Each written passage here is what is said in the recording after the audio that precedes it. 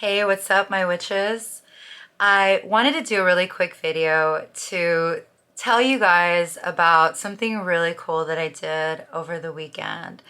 A really sweet subscriber reached out to me and let me know of an event that was going on in the Southern California area in which the Black Panthers, the local Black Panthers, were opening up a session to the public to do some outreach and get the public involved with their causes.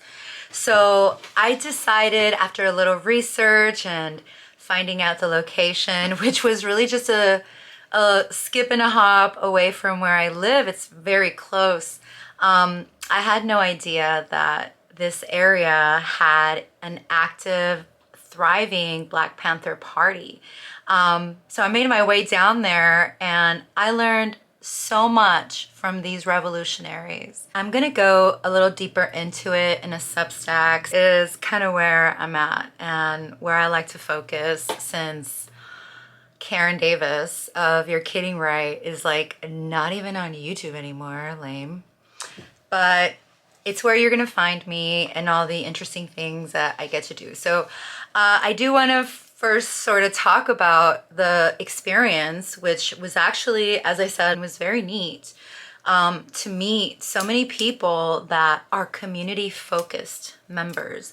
A lot of them were familiar faces that I knew from my time doing political activism for my family and other projects that I had gotten into from way back. So it was wonderful to see these Black elders stepping up and engaging our youth into cultural activism. So I was very much about that. And I'm always down to have theoretical discussions on the revolution. So there was a lot that I took away. One of the interesting things that I learned is that there is a Panther Party, which is a ally group, like a subgroup that was established in order to help the Black Panthers do their community work and meet their goals. So that's kind of cool to find that out. I wasn't the only color white person in the room. I was the only brown woman there, and from what I gathered from this initial discussion, they're very pro-woman. They are anti-imperialist, anti-totalitarian. They're pro-embodiment, pro-health.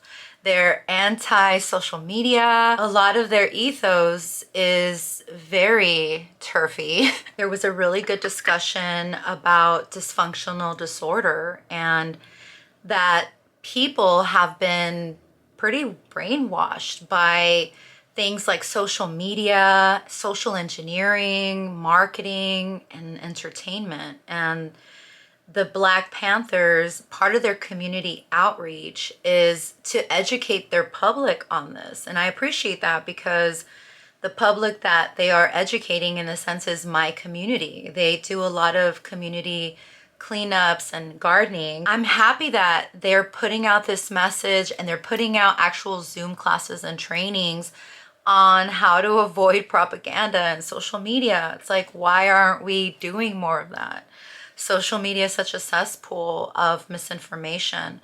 And it's really nice to know that your local Black Panthers care about that. Since the civil rights era, the Panthers really had to go underground because of operational programs such as counterintelligence targeting programs that went on during these revolutionary times, where the government were using extensive smearing campaigns to bring down prominent and influential leaders from the Black Panther Party.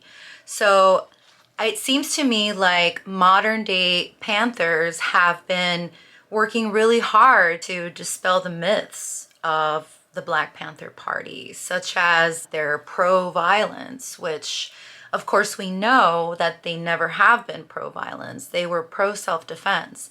And they very much still carry that message, and also offer self-defense and self-care classes. I also observed that female Black Panthers are still given rank and have influence during discussions. These are the Black leaders of my marginalized community, and it's actually inspiring to see that they never gave up on the cause, and the cause for them has always been power to the people.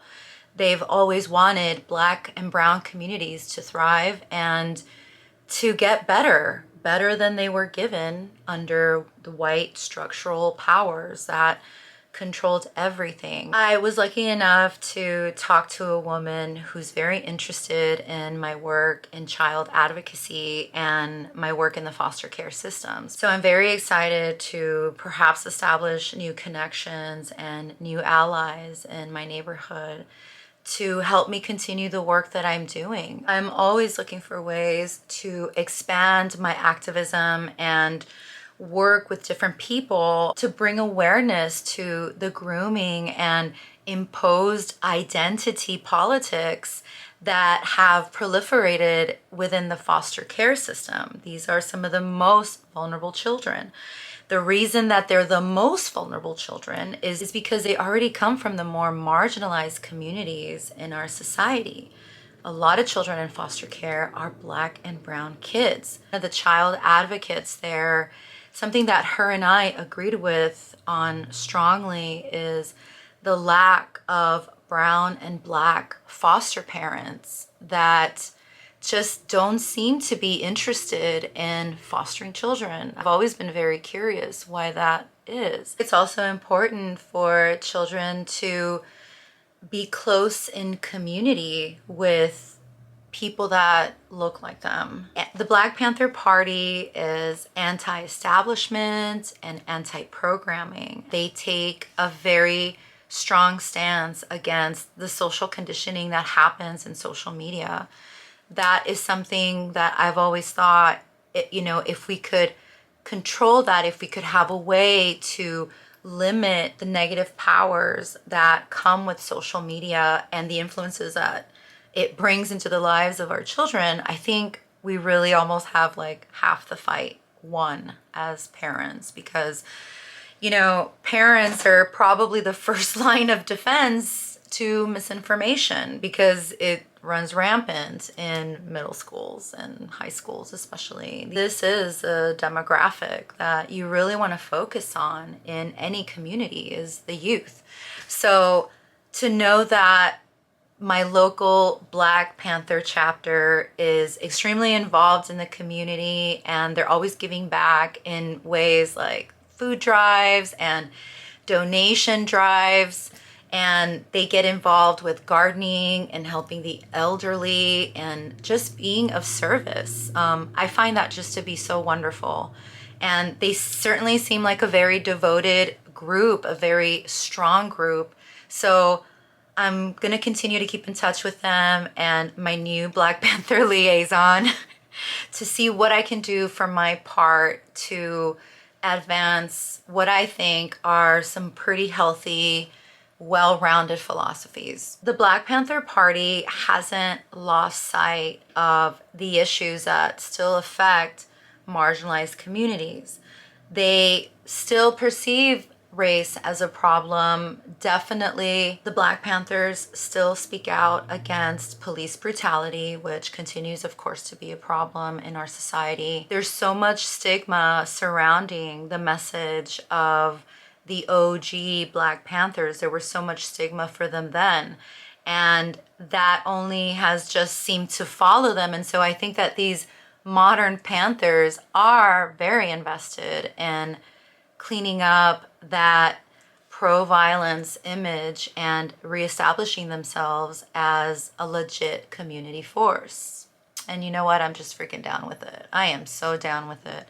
So if I can be of service, where I can be of service, I'm just happy to have made the connections that I did that night, and so thankful to the subscriber that told me about this event. I had a lot of fun. As I sat there, I think, listening to especially the Black Panther women, I was thinking to myself, what can I take from these revolutionaries that will help me in my advocacy for children? And how will it benefit my personal ethos for my feminism? I've had some very positive reflection from this event, and I definitely go into a little more of it. So check out my Substack and see what that's all about. The Black Panthers are cool as hell, and as a feminist insurgent, I took a lot from their views on the social justice movements of today to community organizing as I continue to find avenues for new ways to activate myself and continue to speak up